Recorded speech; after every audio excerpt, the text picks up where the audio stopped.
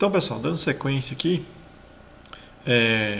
vamos falar do movimento combinado de rotação e translação agora para a segunda lei de Newton, né? Nós vimos anteriormente que a resultante dos torques é o momento de inércia do centro de momento de inércia, né, no centro de massa, vezes a aceleração angular. Nós adotamos como eixo Z, né, o nosso eixo de rotação, então por isso esse subíndice Z aqui. Essa equação que foi deduzida para o movimento apenas de rotação, ela é válida também quando ocorre a rotação e a translação, tá certo? Mas para ela ser válida, ela tem que obedecer duas condições. A primeira condição é que o eixo que passa pelo centro de massa, ele deve ser um eixo de simetria, né, desse corpo rígido, e que a direção desse eixo não mude. Né? Se, por exemplo, você pega a roda de um carro virando para um lado e para o outro, ela já não é válida. Tá certo? Então, o eixo de rotação ele tem que continuar fixo. Não pode mudar de direção. Com isso, vamos fazer um exemplo. Tá certo? Então, para o ioiô primitivo lá do exemplo anterior, né, acha a aceleração de cima para baixo do cilindro e a tensão no fio. Então, nós temos um fio aqui pendurado no ioiô e ele está enrolado aqui. Ó. Tá certo? Esse ioiô ele tem um raio R, certo? R. Para cima aqui tem uma tração T, joia? Para baixo, a favor do movimento, o peso do ioiô, né, que é dado pela massa vezes a aceleração da gravidade. Então a gente aplica, por exemplo, para a translação, a segunda lei de Newton, né, para a translação, resultante das forças na direção y, isso é massa vezes a aceleração do centro de massa. Né?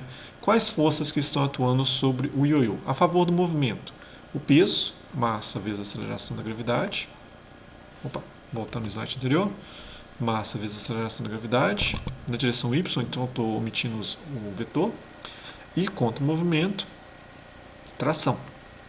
Isso é massa vezes a aceleração do centro de massa. Posso fazer o cálculo também para a rotação, certo?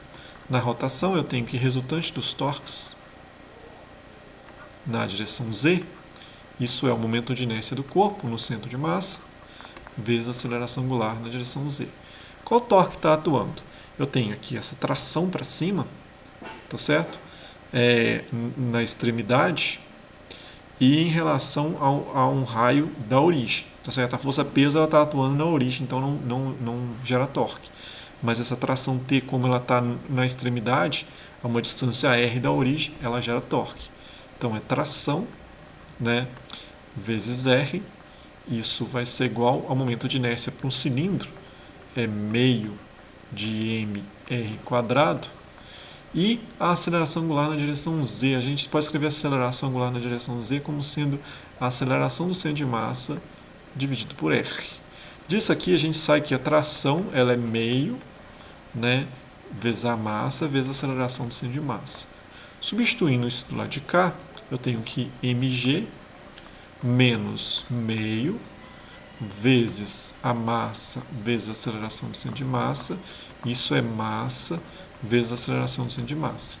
Posso passar esse meio negativo para cá positivo, então vou ficar e dividir todo mundo pela massa, então vou ficar aqui G vai ser igual a 3 meios, certo? Vezes a aceleração do centro de massa, e tenho que a aceleração do centro de massa é igual a 2/3 do valor da aceleração da gravidade. Deixa eu ver se está certo. Está certo. Então essa é a solução. Beleza. Dando sequência, a gente tem um segundo exemplo. Uma bola de boliche sólida desce uma rampa. Então ela é uma bola de boliche sólida. O momento de inércia para uma bola de boliche, para uma esfera, né, com relação ao centro de massa, ele é 2/5 de mr quadrado. A gente vai precisar desse valor, por isso que eu estou copiando ele aqui. Então eu tenho uma rampa, certo? Essa rampa está inclinada de um ângulo beta. E aqui tem uma bola descendo. Essa bola, ela tem, aqui saindo da origem, ela tem a força-peso, certo? Peso aqui. Essa força-peso se decompõe, então eu tenho peso na direção x, que a componente peso na direção x vai ser mg seno desse beta, vai ter a componente y, py, sendo py igual a mg cosseno desse ângulo beta. Vai existir uma força normal de reação da superfície aqui para cima, né? E vai existir uma força de atrito, porque ela está rolando sem deslizar. Eu não li o exercício todo, mas eu vou ler. Eu já li, eu sei que rola sem deslizar. Vou ler o exercício todo. Uma bola de boliche sólida desce pela rampa de retorno ao longo de uma pista de rolamento sem deslizar. Então ela tem atrito, né? Instantaneamente ela está parada aqui. O ângulo de inclinação da rampa em relação à horizontal é igual a beta. Qual é a aceleração da bola? Considere a bola como uma esfera sólida e homogênea. Então, o momento de inércia é esse aqui. Olha só, ela está travada aqui, tá vendo? Né? E aí ela rola. É como se essa força F aqui exercesse um torque para trás ao longo do raio R dessa bola, tá certo? Então eu posso aplicar a segunda lei de Newton para a translação, né? Então, ao longo, vamos falar que isso aqui é o eixo X, resultante das forças na direção X, isso é massa. A massa aqui é maiúscula. Deixa eu pegar a borracha aqui. Eu representei com a letra maiúscula, que é a massa. É o somatório das massas, né? Então, é massa vezes a aceleração do centro de massa. Quais forças estão atuando na direção X? O peso na direção X a favor do movimento, mg seno de beta, e contra o movimento a força de atrito, né? Qual é a aceleração da bola que ele pergunta? Isso vai ser a massa vezes a aceleração do centro de massa. Então ele quer saber quem que é essa aceleração do centro de massa. Pois bem, aqui não dá para fazer mais nada, vamos usar a segunda lei de Newton para os torques. Resultante dos torques na direção Z, isso é momento de inércia vezes a aceleração angular na direção Z. Qual força exerce torque?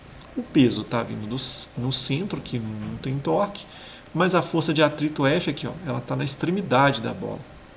Então, a força de atrito vezes o raio, isso é um torque, isso vai ser um momento de inércia, 2/5. Nossa, deixa eu apagar aqui. 2/5 de mr quadrado, e αz eu vou fazer a aceleração do centro de massa dividido por r. Então daqui, ó, eu tiro que essa força de atrito ela é 2/5, né, de m vezes a aceleração do centro de massa, né? Posso substituir essa força F aqui na equação de cima, então a gente vai ficar com mg seno de beta, certo? Voltando no slide anterior, menos essa força que é 2/5 da massa vezes a aceleração do centro de massa, então menos 2/5 vezes a massa vezes a aceleração do centro de massa, isso vai ser igual a massa vezes a aceleração do centro de massa. Massa vezes a aceleração do centro de massa. Todo mundo está multiplicado pela massa, eu vou dividir todo mundo pela massa, então eu vou ficar com g seno de beta, isso vai ser igual a 2/5 com mais 5/5, 7/5 da aceleração do centro de massa, então a aceleração do centro de massa é igual a 5/7 de g seno de beta. Além disso, né, não foi pedido, mas eu posso calcular quem que é a força F. Né? A força de atrito F, ela está escrita aqui como 2/5